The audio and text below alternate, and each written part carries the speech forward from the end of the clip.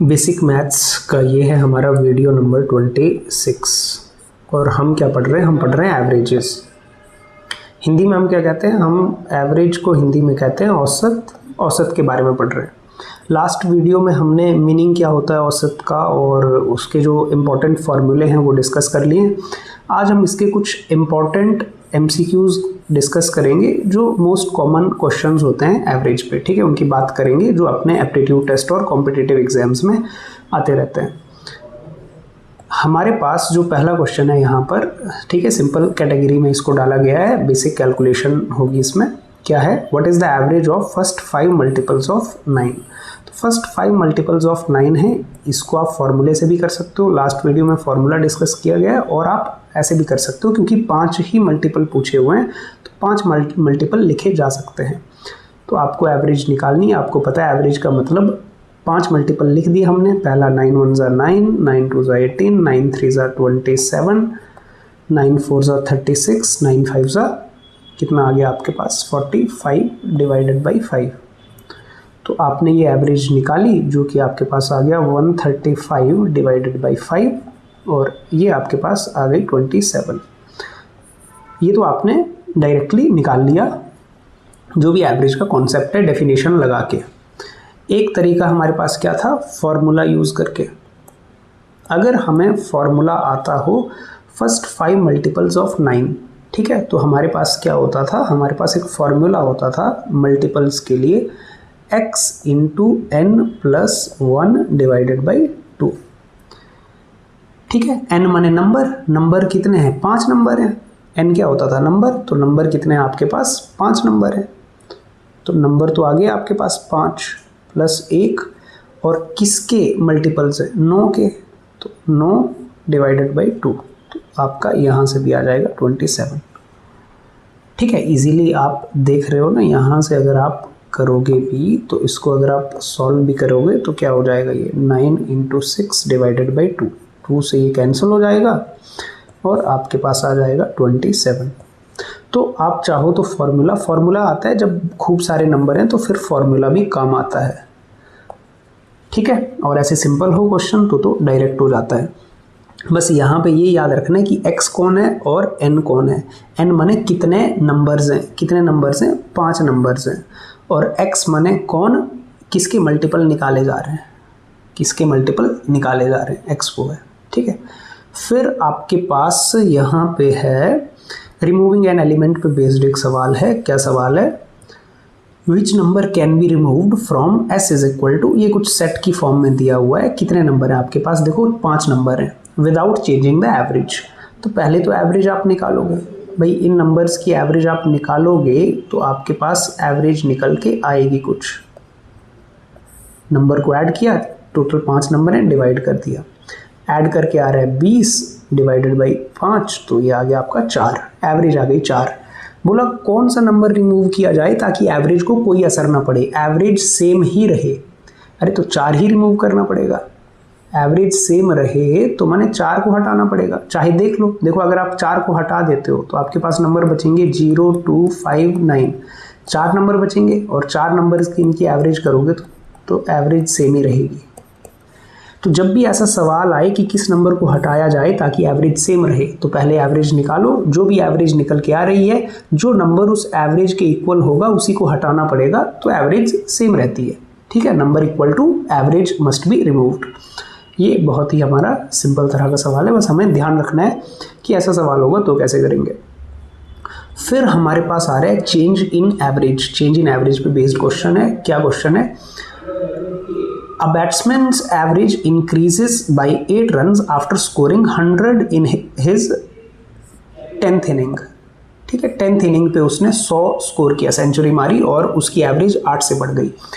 मान लेते हैं उसकी average, let x be the average, be the old average. Old average माने जो फर्स्ट 9 इनिंग्स हैं, जो उसके 9 इनिंग्स हैं उसकी एवरेज मान लो उसकी कितनी है? x है। तो फिर टोटल स्कोर कितना होगा? तो जो टोटल स्कोर होगा, टोटल स्कोर किसका? इन 9 इनिंग्स। अरे 9 मैच खेल के जो टोटल स्कोर बनेगा वो बनेगा 9 इंटू एक्स, 9x, ठीक है। 9 इनिंग्स खेल के उसका स्कोर क्या बनेगा, 9 इंटू एक्स। एवरेज का यही मतलब होता है ना कि ऑन एन एवरेज एक मैच में उसने कितने रन मारे, तो 9 मैचों में 9 इंटू उतने। अब 10th इनिंग में क्या हो गया, उसकी एवरेज 8 से बढ़ गई, तो अब क्या हो जाता है उसके साथ, अब हो रहा है उसकी जो एवरेज है वो हो गई x प्लस 10, जितनी ओल्ड एवरेज थी 8 सॉरी x प्लस 8 हो गई, जितनी ओल्ड एवरेज थी उसमें 8 बढ़ा दिया, तो ये न्यू एवरेज है, ये क्या है उसकी new average. After scoring 100 run in 10th inning, तो अब उसकी इनिंग तो टोटल स्कोर अब क्या हो गया, अब भाई उसका जो टोटल स्कोर है वो हो जाएगा, अब तो 10 इनिंग्स हो गए उसके, 10 इंटू एवरेज स्कोर अब ये हो चुका है, तो अब उसका टोटल ये हो गया आपका 10x प्लस 80, ये हो गया टोटल स्कोर। अब आ रही बात समझ। अच्छा उसने 10th इनिंग, एक ही इनिंग तो एक्स्ट्रा खेली, पहले 9 इनिंग्स थे, अब 10th इनिंग थी, एक इनिंग एक्स्ट्रा खेली, तो उस इनिंग का स्कोर, तो स्कोर इन 10th इनिंग, उसी का स्कोर तो ऐड हुआ, उसी से तो एवरेज चेंज हुई, तो 10th इनिंग का स्कोर कितना होगा आपका, जो है आपने ये 10x प्लस 80 माइनस 9x, यही तो होगा, ठीक है। अरे 10th इनिंग का स्कोर आपका क्या होगा, जो टोटल स्कोर आपका 10 इनिंग्स के बाद है, 9 इनिंग्स के बाद आपका इतना स्कोर है, 10 इनिंग के बाद आपका इतना स्कोर है, तो जो इनका डिफरेंस होगा वही तो 10वें इनिंग का स्कोर हुआ, तो वो कितना आ गया आपका, वो आ गया 10x माइनस 9x माने x plus 80, and this should be 100, ये तो दे के रखा है, 10th इनिंग का स्कोर तो 100 दे के रखा है, तो according to question, according to आपका जो क्वेश्चन है, उस क्वेश्चन को ध्यान में रखते हुए this x plus 80 must be equal to 100, 10वीं इनिंग का स्कोर तो उसका 100 है, तो माने x कितना आ जाएगा फिर 20, अरे 80 उधर जाके माइनस होगा ना, तो x आ गया 20, माने ओल्ड एवरेज कितनी आ गई 20, ओल्ड एवरेज कितनी आ गई 20, आपसे पूछी थी न्यू एवरेज, तो न्यू एवरेज आ जाएगी x प्लस 8, 20 प्लस 8 28, वो भी ध्यान रखना है, तो न्यू एवरेज पूछी थी, ओल्ड एवरेज पूछी होती तो होता 20 आंसर, पर अभी यहाँ 20 नहीं है, यहाँ पर न्यू एवरेज पूछी हुई है, तो कितनी आएगी आपकी 28। इंपॉर्टेंट सवाल है, इस तरह के क्वेश्चन भी आते रहते हैं। फिर आपके पास टेम्परेचर एवरेजेस हैं, चलो इसको देखते हैं। Average temperature from Wednesday to Friday is 40, average temperature from Thursday to Saturday is 41, Saturday temperature 42, find Wednesday temperature. भाई वेडनेसडे से फ्राइडे माने Wednesday plus Thursday plus Friday, average temperature है 40, माने हर दिन का टेम्परेचर लगभग 40 है, तो 3 दिन का टेम्परेचर कितना हो गया, 3 इंटू 40 माने 120। फिर average temperature Thursday to Saturday, तो थर्सडे फ्राइडे सैटरडे, फिर से 3 दिन हो गए, तो 3 इंटू 41 माने कितना हो गया 123। आपको सैटरडे का टेम्परेचर दे के रखा हुआ है, ठीक है। आप गौर से देखो इन दोनों को, मान लो ये आपका फर्स्ट इक्वेशन है और ये सेकंड इक्वेशन है, इनमें देख लो आप, आपको थर्सडे फ्राइडे कॉमन है, थर्सडे फ्राइडे, ठीक है। आप इनको क्या कर दो, आप सब्ट्रैक्ट कर दो इजीली, आप क्या कर दो 2 माइनस 1 कर दो, सब्ट्रैक्ट कर। अच्छा माइनस कैसे करते हैं, लेफ्ट साइड में से, राइट साइड में से माइनस करेंगे, थर्सडे कट जाएगा, फ्राइडे कट जाएगा, तो क्या बचेगा आपके पास, सैटरडे माइनस वेडनेसडे और 123 माइनस 120, तो सैटरडे माइनस वेडनेसडे कितना आ गया 3, ठीक है। तो आपको निकालना है वेडनेसडे का टेम्परेचर, तो सैटरडे माइनस 3 को उधर ले जाओ ना दूसरी साइड, ठीक है। तो Saturday minus 3 equal to Wednesday, तो आपका वेडनेसडे कितना आ गया, सैटरडे माइनस 3, ये आ गया ना सैटरडे माइनस 3 वेडनेसडे, जो कि आ गया आपका 42 माइनस 3, और 42 माइनस 3 कितना आता है 39 आपका आंसर आ जाएगा, ठीक है, सिंपल। फिर इसके बाद आपका आता है वेटेड एवरेजेस कॉस्ट के लिए। क्या है question, average cost of 5 apples and 4 mangoes is 36, तो आपके पास क्या है 5 एप्पल्स प्लस 4 मैंगोज, इनका एवरेज कॉस्ट है 36। अरे एवरेज कॉस्ट माने एक एप्पल का कॉस्ट 36 या एक मैंगो का कॉस्ट 36 है।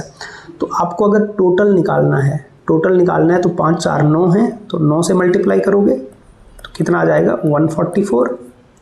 Similarly average cost of 7 apples plus 8 mangoes, ये कितना दे के रखा है ₹48। टोटल कितने देखो 7 और 8 15, तो 15 से मल्टीप्लाई करेंगे। इसको मैं कैलकुलेटर पे क्विकली, ये आ गया हमारा 720, तो अपने पास आ गया 720 रुपये।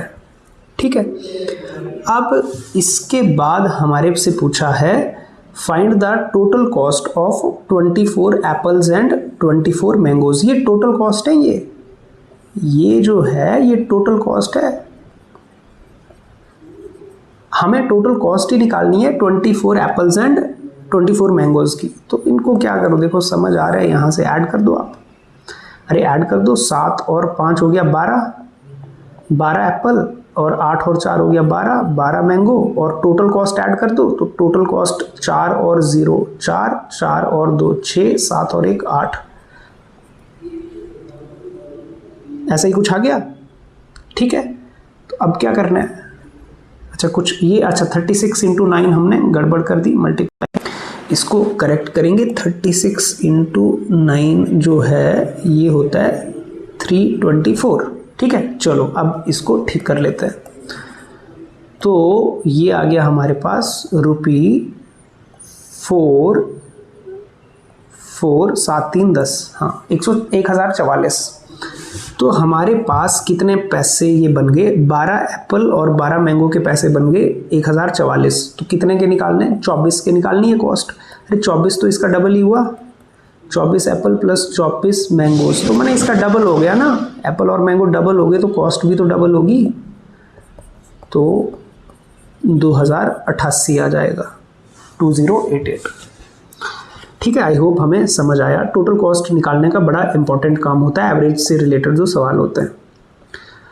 फिर आपके पास आता है price variation in remaining items. आपके पास क्या है, average price of 10 books is 12, average price of 8 books is 11.75। ठीक है, of the remaining 2 1 is 60% more expensive than other, find the prices of both books. तो यहाँ से हम टोटल निकाल लेते हैं, फिर से देखो टोटल निकाल लेते हैं। तो यहाँ पर एवरेज प्राइस दिया हुआ है, तो टोटल हम क्या निकालते हैं, टोटल कॉस्ट निकाल लेते हैं। टोटल कॉस्ट किसकी, 10 बुक्स की निकाल लो पहले। तो 10 बुक्स की टोटल कॉस्ट कितनी आएगी, 10 × ₹12 माने 120। फिर आप निकाल लो टोटल कॉस्ट, निकाल लो 8 बुक्स की। अरे एवरेज प्राइस तो दिया है ना, माने पर बुक तो प्राइस दिया हुआ है, तो 8 × ₹11.75। तो आप इसको करोगे तो ये आ गया आपका 94 आएगा। ठीक है, कैलकुलेटर पे जल्दी से इसको देख लिया आपने, मल्टीप्लाई करना है आपने, कैलकुलेटर पे नहीं करना है। 94, ठीक है। फिर इसके बाद ये तो आ गया ऑफ द रिमेनिंग 2, है ना, टोटल 8 का बताया, 10 का बताया, तो गैप तो 2 का ही है। Of the remaining 2 1 is 60% more expensive than other. मान लो एक बुक का प्राइस है x, अरे मान लो एक बुक का प्राइस कितना है, x है, तो दूसरी बुक का प्राइस क्या है, 60% मोर। अरे 60% का मतलब होता है 60/100, 0.6, 30% माने 0.3, तो 60% ज़्यादा है मोर, तो माने x प्लस 0.6 करेंगे तो ये आ जाएगा 1.6। ठीक है, अरे अगर एक बुक का प्राइस क्या है, x है, और दूसरी का उससे 60% ज़्यादा है, तो माने उसका प्राइस फिर 1.6x है। 0.1 माने x प्लस 0.6x करेंगे तो ये आ गया। तो 1 is 60% more expensive than the other. तो इनकी जो टोटल, ये पहली बुक, ये दूसरी बुक, और इनका टोटल बनना कितना चाहिए, देखो 2 बुक का 8 का 94 है, 10 का 120 है, तो 2 बुक्स का तो माने इनका डिफरेंस, तो 2 बुक्स का जो प्राइस बनना चाहिए वो कितना बनना चाहिए, 120 माइनस 94 विच मस्ट बी 26। मैंने इसको ऐड कर दिया, 2.6x, x plus 1.6x, 2.6x should be equal to 26। तो मैंने x should be equal to 26 divided by 2.6 जो कि कितना आ रहा है 10। मैंने पहली बुक का प्राइस कितना होगा 10, तो दूसरी का कितना होगा, दूसरी का होगा 1.6 इंटू एक्स, मैंने 1.6 इंटू 10 मैंने 16। ठीक है, तो आपके पास सी ऑप्शन दिया हुआ है। ठीक है, तो ये इजी बिल्कुल हमें समझ आता है। एक का प्राइस 10 होगा तो अगली का 60% मोर, तो मैंने 1.6x होगा। ठीक है, फिर आपके पास क्वेश्चन आता है एवरेज स्पीड का हार्मोनिक मीन का, हार्मोनिक मीन से रिलेटेड। ठीक है, हार्मोनिक मीन क्या होता है अभी समझते हैं इसको। हार्मोनिक मीन का क्या होता है, जब भी कोई गाड़ी कोई आदमी कुछ भी ट्रैवल कर रहा है वो इक्वल डिस्टेंसेस कवर करे। क्या कवर करे, इक्वल डिस्टेंसेस। अब इक्वल डिस्टेंसेस का क्या एग्जांपल है भाई, इक्वल डिस्टेंसेस का एग्जांपल मैं यहाँ पे आपको देता हूँ कि मान लो आपके पास कोई गाड़ी है, ये गाड़ी ये चलती है पॉइंट ए से और पॉइंट बी तक पहुँचती है